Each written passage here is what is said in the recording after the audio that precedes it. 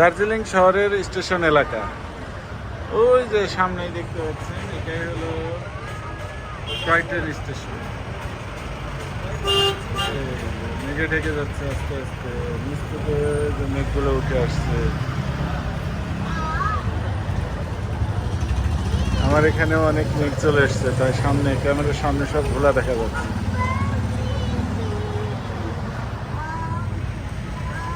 এটা হলো Buddhist society, Himalayan Buddhist society. তার ঠিক অপোজিটেই আমার হোটেল। আমরা হোটেলে এই হোটেলে গতকালকের থেকে ছিলাম। আজকে আমরা এখান থেকে শিলিগুড়ির উদ্দেশ্যে চলে যাব। Bye bye Darjeeling. এই যে হাফসামণি, বাহ।